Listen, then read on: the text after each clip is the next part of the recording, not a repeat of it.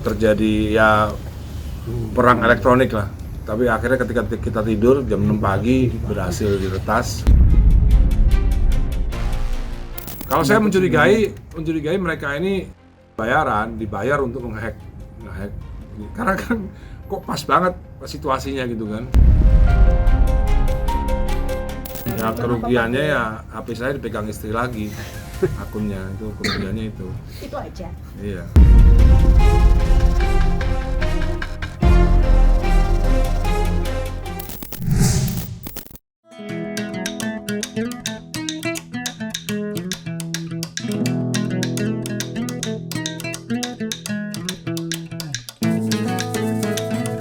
Puncak perhelatan akbar, rangkaian acara pernikahan El Rumi dengan Syifa Haju akhirnya rampung diselenggarakan. Ya, beberapa waktu yang lalu agenda resepsi kedua pernikahan El dan Syifa telah selesai digelar di Pulau Dewata, Bali.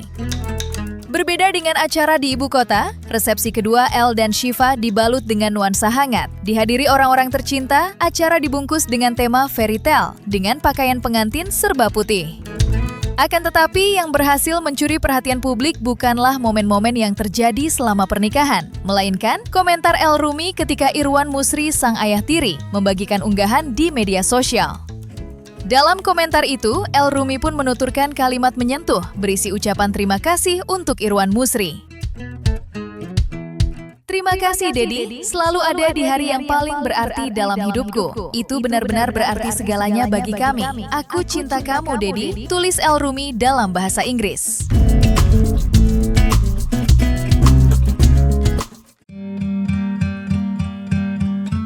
Acara resepsi kedua pernikahan El Rumi dan Syifa diketahui tidak dihadiri oleh beberapa orang terdekat. Al-Ghazali salah satunya. Ia terpaksa untuk tidak menghadiri acara lantaran menantikan kelahiran buah hati pertamanya. Begitu pula dengan ayah El Rumi yakni Ahmad Dhani, di mana Ahmad Dhani justru tengah disibukkan di Jakarta dengan sederet kontroversi yang meliputi akun media sosialnya. Ya, sempat mereda lantaran akun media sosialnya kembali pasca diblokir secara misterius, persoalan kembali berkembang sengit. Pasalnya, secara tiba-tiba akun milik Ahmad Dhani diretas orang tak dikenal, mirisnya lagi, hal itu menyebabkan kerugian jutaan rupiah bagi beberapa orang. Lantas, seperti apakah penjelasan Ahmad Dhani soal peretasan itu? Saat dihack tadi pagi jam 6 pagi. Setelah dari jam 12 malam mereka meretas ya dari jam 12 malam. Terjadi ya perang elektronik lah. Tapi akhirnya ketika kita tidur jam 6 pagi berhasil diretas dan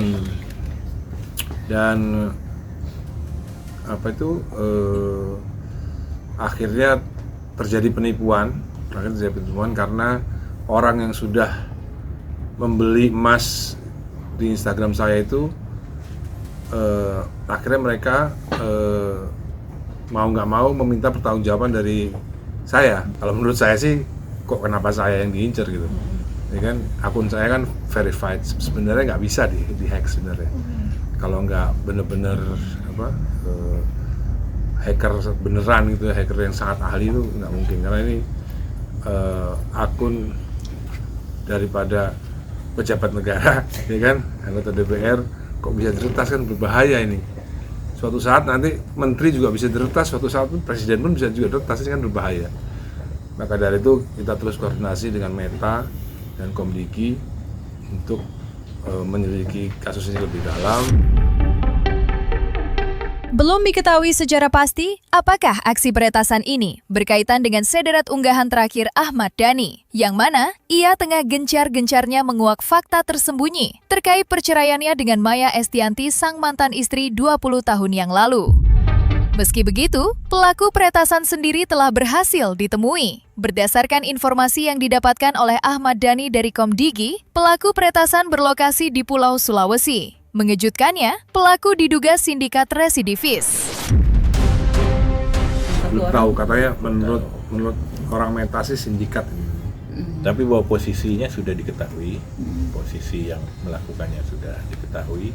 Hanya tidak tahu, ini kita tidak pernah tahu nih motifnya apa, motif seperti apa, karena momentumnya, timingnya bisa sangat tepat dengan apa yang sedang berlangsung begitu kan. Sulawesi. Ya, Sulawesi. terakhir sih terdeteksi di sana ya. Yang jelas kalau menurut saya sih ini hanya kamuflase saja. Ini sebenarnya bayaran aja gitu. Untungnya kita punya teman di Komdigi ya, di Meta. Untungnya kita punya teman dan bisa diselamatkan, dan kita sudah mengetahui identitas pelaku yaitu di Sulawesi, dan memang ini adalah residivis. Spesialis. Memang residivis gitu, sudah melakukan berkali-kali. Kalau saya mencurigai mereka ini dibayar untuk ngehack. Karena kan kok pas banget situasinya gitu kan. Berarti Kenapa nggak dari sebulan yang lalu atau setahun yang lalu ngehack akun saya? Kenapa saat-saat seperti ini gitu? Saat-saat saya butuh untuk memposting sebuah kebenaran, tapi kok diganggu, dihack dan lain-lain gitu. Jadi kita kan jadi curiga. Menanggapi aksi peretasan ini, Ahmad Dhani tentunya akan menempuh langkah yang tegas. Ahmad Dhani mengaku akan melaporkan kasus ini ke pihak berwajib. Mengingat kejadian ini tidaklah main-main, akun milik seorang pejabat negeri dengan mudahnya diretas begitu saja. Apalagi lewat peretasan itu, sang pelaku berhasil melancarkan aksi penipuan berkedok penjualan emas. Bahkan berhasil memakan korban yang mengalami kerugian puluhan juta rupiah. Oleh karenanya, Ahmad Dhani mengaku siap menggandeng para korban penipuan ke dalam laporan polisi yang akan ia layangkan. Lantas, seperti apakah penjelasan Ahmad Dhani soal rencana hukumnya? Dia akan membuat laporan gitu ya? Pasti buat laporan. Kita lihat nanti. Ya, lihat bisa jadi di Mabes ya. Jadi nanti kita lihat besok. Ya. Sambil kemudian juga bukti tadi kita siapkan dan koordinasi dengan korban juga yang akan melaporkan. Saya sudah nanti akan mengajak korban ini juga. Karena memang yang dilaporkannya akun Mas Dhani ya, yang dilaporkannya. Tentunya kita biarkan mereka lapor polisi ya. Iya. Nanti malah kami akan bersama-sama dengan korban ini untuk melaporkan. Saya akan ajak karena juga ada kuasa hukumnya yang sudah menghubungi ya, kita sama-sama untuk melaporkan. Mas Dhani juga sebagai korban dan tentu ada dari masyarakat karena mengatasnamakan akun Mas Dhani juga sebagai korban. Untuk itu saya ajak untuk bersama-sama untuk melaporkan ya, dan segera mungkin diusut, diketemukan pelakunya. Karena ini sangat berbahaya menurut saya, sangat berbahaya. Dan ini sindikat ya kan, dan harus diusut siapapun, apalagi kan sudah terverifikasi ini akun, ada centang biru. Bahaya kalau masih bisa dilakukan peretasan. Seperti apa yang tadi disampaikan Mas Dhani, beliau pejabat publik ya kan, artinya juga yang lain akan bisa diperlakukan sama. Nah, ini kan bahaya. Nah, ini tentu menjadi pelajaran kita semua. Nanti ada evaluasi, mungkin kita dorong seperti apa ke Kementerian Komdigi, juga ke kepolisian. Korban ini Belum jelas, tapi ada. Ada yang sudah transfer 40 juta beli emas. Yang terakhir tuh laporan baru 40 juta ya. Nah, Ya saya sama Mas Alvin mohon maaf dan turut prihatin kepada mereka yang sudah menjadi korban ya. ya, kita sampaikan keprihatinan. Ya. Karena ini kan tidak dikehendaki bersama ini. Iya. Tapi sebenarnya kan saya kan nggak pernah jualan ya di Instagram ya. Harusnya udah mulai ada kecurigaan ketika akun Ahmad Dhani jualan itu, harusnya mulai curiga tuh. Berarti ini bukan akun Ahmad Dhani sebenarnya. Kerugian finansial yang menimpa para korban memang tidak main-main. Dalam sekejap saja mereka harus mengucap selamat tinggal kepada uang puluhan juta yang lenyap begitu saja. Dan tentunya Ahmad Dhani pun tak bisa lolos dari kerugian. Meski tidak mengalaminya secara finansial, kerugian imaterial yang dirasakan Ahmad Dhani juga tidak bisa dipandang remeh. Mengingat banyaknya kerjasama promosi yang terpaksa harus terpengaruh. Dan di lain sisi, kerugian juga dialami oleh Dhani lantaran dirinya tak lagi diberikan izin untuk mengakses akun media sosial. Pasalnya, akun media sosial tersebut kini dipegang oleh sang istri, Mulan Jamila. Ya kerugiannya ya HP saya dipegang istri lagi, akunnya itu kerugiannya itu. itu aja. Iya. Bukan mau ngambil alih. maksudnya dikelola sama Saya kan gaptek nih. Nah, orang Meta sama memulihkan akunnya itu mereaktivasi akunnya itu orang Meta bersama Mbak Mulan gitu loh. Jadi password supaya Mbak Mulan yang megang gitu. Dijagain dulu lah sementara kan. Ya tentu ini sangat merugikan. Pertama, beberapa hari yang lalu seperti kita ketahui akun Mas Dhani hilang. Setelah itu kemudian segala upaya dilakukan Saya stop dan dulu ya. dipulihkan. Saya stop dulu ya. Ya. Hilang itu pun kita juga nggak tahu Ya, apa penyebab hilangnya. ya. Bagaimana Tiba-tiba. akun verified Uh-uh. dari pejabat negara bisa begitu hilang begitu saja Hilang, gitu. ya, hilang. Setelah itu segala upaya dilakukan dan dapat pulih, alhamdulillah. Hanya setelahnya pagi jam 6 ya, Jam 6 pagi Mas, tadi. itu diretas kembali dan dipergunakan untuk penipuan. Nah ini yang tentu perlu klarifikasi dan disampaikan kepada publik bahwa dari mulai jam 6 pagi itu akun tidak dikendalikan dan di luar tanggung jawab Mas Dhani, ya, karena diretas, diisinya kontennya jualan segala macam, emas lah, handphone lah, ya, pokoknya dikasihnya jelas bahwa itu penipuan dan sudah ada korbannya.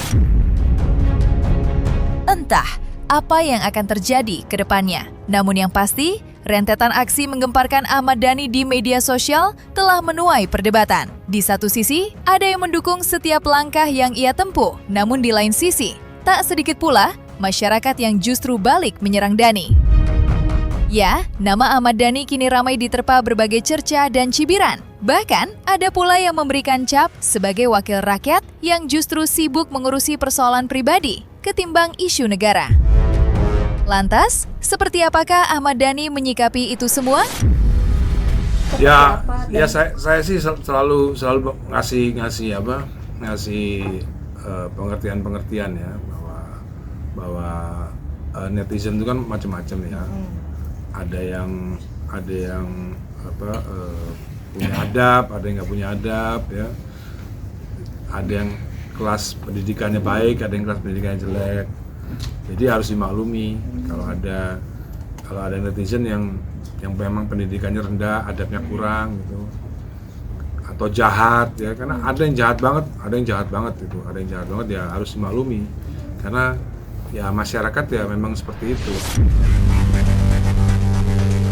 Deras badai cerka, mirisnya tak hanya datang menghujam Ahmad Dhani, melainkan juga sang putri yang kini masih berusia belia. Layaknya Dhani, sang putri pun habis diserbu pengguna media sosial yang menyimpan rasa tidak suka. Padahal sang putri sejatinya tak sedikit pun terlibat dengan prahara yang mengguncang dunia maya. Meski begitu, Ahmad Dhani menjelaskan sang putri kini baik-baik saja. Apalagi Dhani sudah memberikan penjelasan dan pengertian kepada sang putri soal kejamnya dunia maya beserta caci maki yang ada. Lantas, seperti apakah penjelasan Ahmad Dhani terhadap semua ini? Itu sebenarnya ya harus dikasih pengertian Safianya gitu, karena kita nggak bisa merubah masyarakat, kita nggak bisa membuat netizen menjadi pinter, kita tidak bisa membuat netizen menjadi punya adab, kita tidak bisa membuat netizen menjadi ber-IQ normal gitu kan. Ya, seperti kita tahu kan Indonesia kan ratingnya agak ke bawah soal IQ kan, jadi ya kita harus maklum gitu. Baik responnya. Ini ya salah satu saya WA saya ke Safia ya.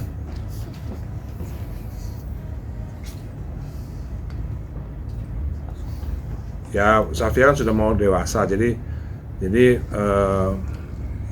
nasihat saya tentunya kenapa di WA, karena di WA ini diingat terus. Kalau ngomong verbal lupa. Genji begitu ya. Ini kan tuh. Kamu tahu ayah barusan jumpa pers, ya kan? Ini yesterday, ya kan? Yesterday. Kamu tahu ayah barusan jumpa pers. Semua kebenaran untuk yang IQ-nya kelas di atas 90. Jadi kebenaran itu hanya untuk IQ di atas 90. Kamu nggak usah peduli sama yang What doesn't kill you make you stronger. What doesn't kill you make you stronger. Sesuatu yang tidak bisa membuatmu lebih kuat. Ya, seperti kita tahu lah, sejak 20 tahun yang lalu kan karakter saya berusaha terus kan, dan saya nggak mati-mati. Akhirnya menjadi saya lebih kuat. Pasti kita pengen ekspresi mengedepankan estetika. Kan dokter sampaikan. Jelas tadi mendengarkan.